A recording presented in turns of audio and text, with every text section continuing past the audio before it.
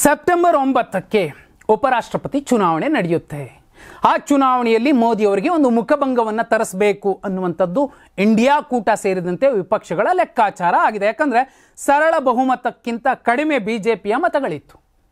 ಈ ಉಪಚುನಾವಣೆಯಲ್ಲಿ ರಾಜ್ಯಸಭೆ ಮತ್ತು ನಾಮನಿರ್ದೇಶಿತ ರಾಜ್ಯಸಭೆಯ ಸದಸ್ಯರೂ ಸೇರಿದಂತೆ ಚುನಾಯಿತ ಎಂಪಿಗಳು 782 ಸಂಸದರಿದ್ದಾರೆ. ಈ ಪೈಕಿ ಬಿಜೆಪಿಯ CS ರಾಧಾಕೃಷ್ಣನ್ ಅವರು ಗೆಲ್ಲಬೇಕು, NDA ಕೂಟದ ಅಭ್ಯರ್ಥಿ ಅಂದರೆ 392 ಮತಗಳು ಬೇಕಾಗುತ್ತೆ.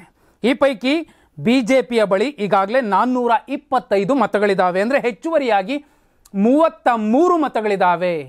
ಈ 33 ಆಚೆಗೂ ಕೂಡ ಒಂದಷ್ಟು ಗೇಮ್ ಮಾಡಿಕೊಂಡು, ಯಾಕಂದರೆ ಬಿಜೆಪಿಯ ಒಳಗಡೆ ಕೂಡ ಒಂದಷ್ಟು ಮೋದಿ ಅವರ ವೇಗವನ್ನು ಸಹಿಸಿದಂತಹ ಮತ್ತು ಅವ್ರಿಗೊಂದು ಬ್ರೇಕ್ ಹಾಕಬೇಕು ಅನ್ನುವಂತಹ RSSನ ಲೆಕ್ಕಾಚಾರಗಳೇನಿದ್ದಿರಬಹುದು, ಅದಕ್ಕೆ ಪೂರಕವಾಗಿ ವರ್ತಿಸ್ತಿರುವಂತಹ ಟೀಮ್ ಪ್ಲಾನ್ ಮಾಡ್ತಿದೆ. ಇಂತಹ ಸಂದರ್ಭದಲ್ಲೇ ಕೇಂದ್ರ ಗೃಹ ಸಚಿವ ಅಮಿತ್ ಶಾ ಅವರು ಸಾಕಷ್ಟು ರಾಜ್ಯಗಳಲ್ಲಿ ಆಪರೇಷನ್ ಕಮಲ ಮಾಡಿ ಕಮಲ ಮತ್ತು ಅಲ್ಲಿನ ಸ್ಥಳೀಯ ಪಕ್ಷ ಒಟ್ಟಿಗೆ ಕೈ ಜೋಡಿಸುವಂತಹ ಪ್ರಯತ್ನಗಳನ್ನು ಏನು ಮಾಡಿದ್ರು, ಚುನಾವಣೆಯ ಬಿಜೆಪಿಗರ ಮತ್ತು ಮೋದಿ ಅಭಿಮಾನಿಗಳ ಚುನಾವಣಾ ಚಾಣಕ್ಯ ಅಮಿತ್ ಶಾ ಅವರು ಈಗಲೂ ಕೂಡ ಅಂಥದ್ದೇ ಪ್ಲಾನ್ ಮಾಡ್ಕೊಂಡಿರುವಂಥದ್ದು. ಸುಮಾರು 6-7 ಪಕ್ಷಗಳನ್ನು ಮಾತುಕತೆ ನಡೆಸಿ ಇಟ್ಟಿರುವಂಥದ್ದು.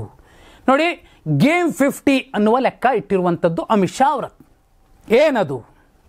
ಯಾರೆಲ್ಲ ಕೈ ಕೊಡಬಹುದು, ಕೈ ಕೊಡದೇ ಇರಬಹುದಾದಂತಹ ಮತ್ತು ಆಲ್ಟರ್ನೇಟಿವ್ ಆಗಿ ಏನು ಮಾಡ್ಕೋಬೇಕು, ಒಂದು ಗೇಮ್.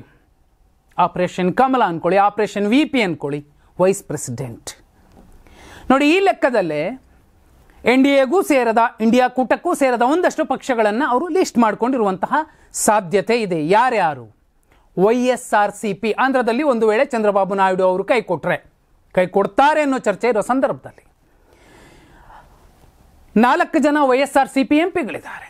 ಸುಮಾರು 7 ಜನ ರಾಜ್ಯಸಭೆಯ ಸದಸ್ಯರಿದ್ದಾರೆ. ಇಬ್ಬರು ಸೇರಿದ್ರೆ 11 ಮತಗಳು ಬಿಜೆಪಿ ಬುಟ್ಟಿಗೆ ಬೀಳುತ್ತೆ ಅಮಿತ್ ಶಾ ಅವರ ಪ್ಲಾನ್ ಪ್ರಕಾರ.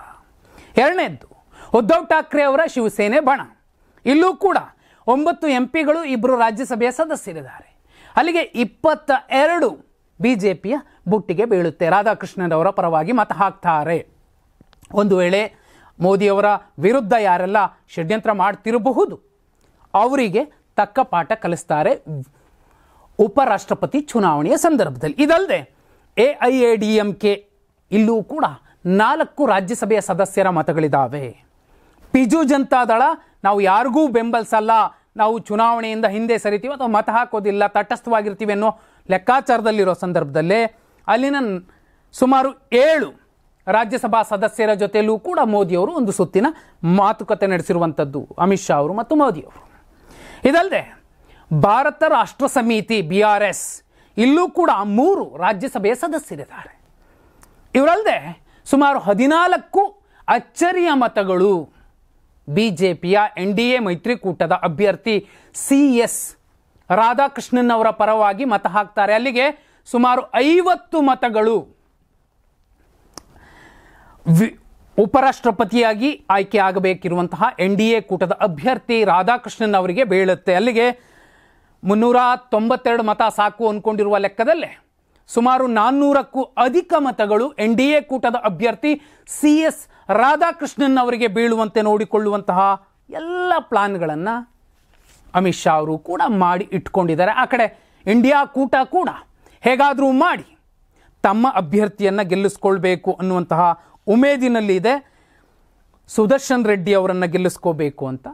ಏನಾಗುತ್ತೋ ಯಾವುದಾಗುತ್ತೋ. ಆದರೆ ಈ ಹಿಂದಿನ ಎಲ್ಲ ರಾಜಕೀಯ ವಿದ್ಯಮಾನಗಳನ್ನು ನೋಡಿದಾಗ ಅಮಿತ್ ಶಾ ಅವರ ಆಪರೇಷನ್ ಕಮಲ, ಅಮಿತ್ ಶಾ ಅವರ ರಣತಂತ್ರಗಳು ಬಿಜೆಪಿಗೆ ಮತ್ತು NDAಗೆ ಪೂರಕವಾಗಿಯೇ ವರ್ಕೌಟ್ ಆಗಿರುವಂಥದ್ದನ್ನು ನಾವು ಕಾಣಬಹುದು. ಇನ್ನು ಪಕ್ಷದಲ್ಲಿರುವಂತಹ 425 ಮತಗಳು NDA ಕೂಟದ ಮತಗಳು ಕಟ್ಟು ಕದಲದಂತೆ NDA ಕೂಟಕ್ಕೆ ರಾಧಾಕೃಷ್ಣನ್ ಅವರಿಗೆ ಬೀಳಬೇಕು ಅಂತ ಏನೊಂದು ಚುನಾವಣೆಯ ಟ್ರೈನಿಂಗ್ ಇತ್ತು. ಆ ಟ್ರೈನಿಂಗ್ ಸಂದರ್ಭದಲ್ಲಿ ಖುದ್ದು ಮೋದಿ ಅವರು ಅಖಾಡಕ್ಕಿಳಿದು ಕೊನೆ ಸೀಟ್ನಲ್ಲಿ ಕೂತ್ಕೊಂಡು ಎಲ್ಲ ಎಂಪಿಗಳನ್ನು, ರಾಜ್ಯಸಭೆಯ ಸದಸ್ಯರನ್ನು ವಿಶ್ವಾಸಕ್ಕೆ ತಗೊಂಡಿದ್ದಾರೆ. ಈ 2 ಅಂಶಗಳನ್ನು ಪೂರಕವಾಗಿ ನೋಡಿದಾಗ ಉಪರಾಷ್ಟ್ರಪತಿ ಚುನಾವಣೆಯಲ್ಲೂ ಕೂಡ NDA ಕೂಟದ ರಾಧಾಕೃಷ್ಣನ್ ಅವರು ಗೆಲ್ತಾರೆ ಅನ್ನುವಂತಹ ಒಂದು ಲಕ್ಷಣಗಳು ಕಾಣ್ತಿರುವಂಥದ್ದು. ಏನಾಗಬಹುದು ಉಪರಾಷ್ಟ್ರಪತಿ ಚುನಾವಣೆಯಲ್ಲಿ? ಅಮಿತ್ ಶಾ ಅವರ ಈ ಮ್ಯಾಜಿಕ್ 50 ವರ್ಕೌಟ್ ಆಗುತ್ತಾ? ಕಮೆಂಟ್ ಮಾಡಿ.